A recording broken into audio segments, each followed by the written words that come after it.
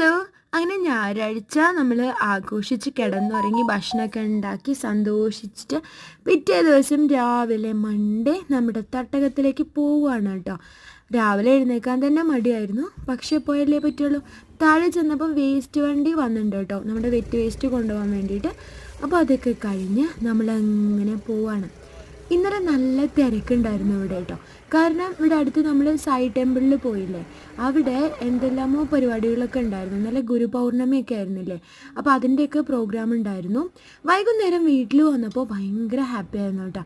ഉണ്ണി എന്തൊക്കെയോ ഉണ്ടാക്കി വെച്ചിട്ടുണ്ട്. കട്ടിപ്പത്തിരി, സാധാരണ പത്തിരി, പിന്നെ അതിന് പറ്റിയ കടലക്കറി, കട്ടൻ ചായ ഒക്കെ ഉണ്ടായിരുന്നു കേട്ടോ. അവന് ഒറ്റയ്ക്ക് ഉണ്ടാക്കിയതാണ്. പാവൻ നന്നായിട്ട് സർപ്രൈസായി തന്നതാണ്. നന്നായിട്ട് ബുദ്ധിമുട്ടിണ്ടായിരുന്നു കേട്ടോ. അങ്ങനെ നമ്മളിന്ന് പത്തിരി, കടലക്കറിയും കട്ടൻ ചായയൊക്കെ കഴിച്ച് സന്തോഷമായി കേട്ടോ.